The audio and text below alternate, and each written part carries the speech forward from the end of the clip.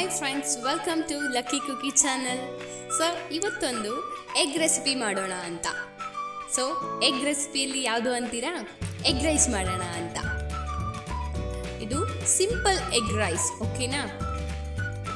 ಏನು ಹೇಗೆ ಮಾಡೋದು ಅಂತ ನೋಡೋಣ ಬನ್ನಿ. ಒಂದು ಬಾಣಲಿ ಇಟ್ಕೊಳ್ಳಿ. ಯಾವಾಗಲೇ ಆಗಲಿ ಅಡುಗೆ ಮಾಡೋವಾಗ ಪಾತ್ರೆ ಸ್ವಲ್ಪ ದೊಡ್ಡದಾಗಿರೋದೇ ತಗೋಬೇಕಾಗುತ್ತೆ.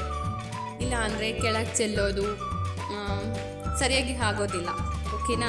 ಯಾವಾಗಲೂ ಸ್ವಲ್ಪ ಪಾತ್ರೆ ದೊಡ್ಡದಾಗಿರೋದೇ ತಗೊಳ್ಳಿ. ಸೊ ಬಾಣಲಿ ಇಟ್ಕೊಂಡು ಸ್ವಲ್ಪ ಎಣ್ಣೆ, ಸಾಸಿವೆ, ಜೀರಿಗೆ,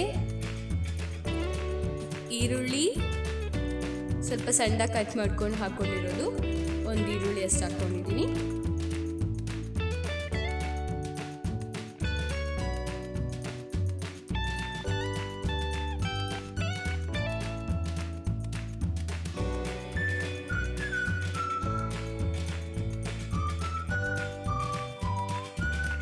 ಈಗ ಸ್ವಲ್ಪ ಶುಂಠಿ ಗಾರ್ಲಿಕ್ ಪೇಸ್ಟ್ ಅದು ಹಾಕ್ಕೊಂಡಾದ್ಮೇಲೆ ಚೆನ್ನಾಗಿ ಮಿಕ್ಸ್ ಮಾಡಿ ಆ ಘಮ ಬರಬೇಕು. ಶುಂಠಿ ಬೆಳ್ಳುಳ್ಳಿ ಪೇಸ್ಟ್ದು ಹಸಿ ವಾಸನೆ ಹೋಗಿ.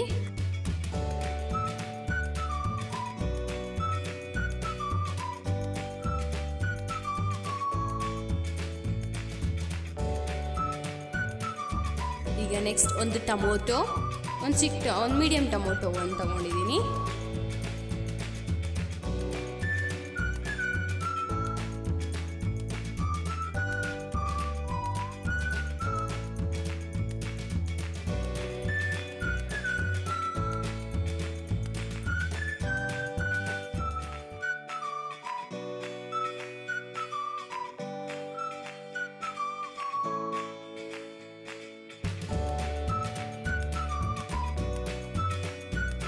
ಟೊಮೊಟೊ ಬೆಂದು ಒಂದು ಸ್ವಲ್ಪ ಎಣ್ಣೆ ಕಂಟೆಂಟ್ ಎಲ್ಲ ಬಿಟ್ಕೊಳುತ್ತೆ ನೋಡಿ, ಸಾಫ್ಟ್ ಆಗ್ತಾ ಬರ್ತದೆ. ಈ ಟೈಮಲ್ಲಿ ಎಗ್ ಹಾಕ್ಕೊಳ್ಳಿ. ಇಲ್ಲೊಂದು 4 ಎಗ್ ಹಾಕಿದ್ದೀನಿ.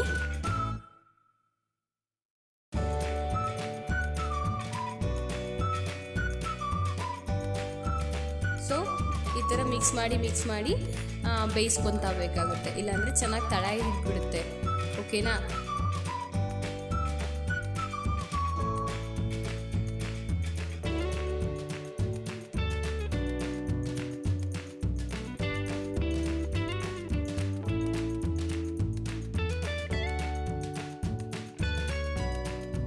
ಅದು ಆಲ್ಮೋಸ್ಟ್ ಒಂದು 70% ಬೆಂದಿದೆ ಅನ್ನೋ ಟೈಮಲ್ಲಿ ಎಗ್, ಈಗ ಖಾರದ ಪುಡಿ ಸ್ವಲ್ಪ, ಧನಿಯಾ ಪುಡಿ ಸ್ವಲ್ಪ, ಗರಂ ಮಸಾಲ ಸ್ವಲ್ಪ,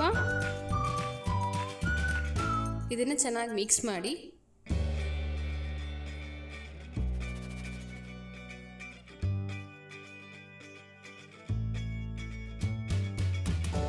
ಸ್ವಲ್ಪ ಪೆಪ್ಪರ್ ಪೌಡರ್ ಹಾಕೋದ್ರಿಂದ ಆ ಎಗ್ ಸ್ಮೆಲ್ ಬರುತ್ತಲ್ವಾ, ಎಗ್ ಸ್ಮೆಲ್ ಬರಲ್ಲ.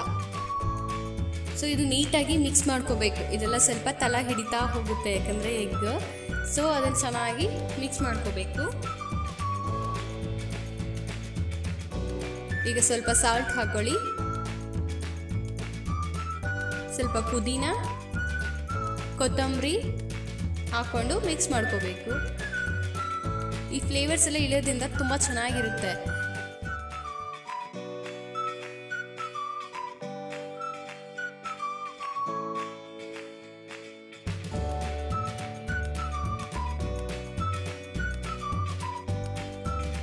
ಸೊ ಕೊನೆಯದಾಗಿ ನಿಂಬೆಹಣ್ಣಿನ ರಸ ಹಾಕ್ಕೊಳ್ತಾ ಇದ್ದೀನಿ. 1 ನಿಂಬೆಹಣ್ಣಿನ ರಸ ಹಾಕ್ಕೊಳ್ತಾ ಇದ್ದೀನಿ.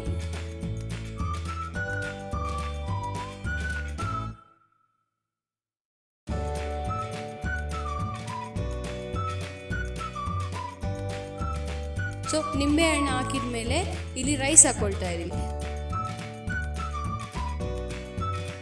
ರೈಸ್ ಹಾಕ್ಕೊಂಡು ಮಿಕ್ಸ್ ಮಾಡ್ಕೊಳ್ತಾ ಇದ್ದೀನಿ.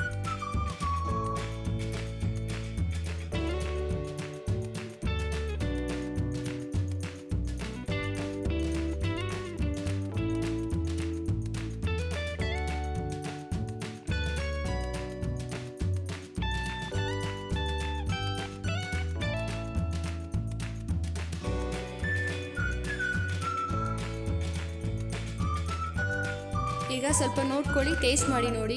ಇಲ್ಲಿ ಸಾಲ್ಟ್ ಸಾಕಾಗಿಲ್ಲ, ಅದಕ್ಕೆ ಒಂದು ಸ್ವಲ್ಪ ಸಾಲ್ಟ್ ಆ್ಯಡ್ ಮಾಡಿದ್ದೀನಿ.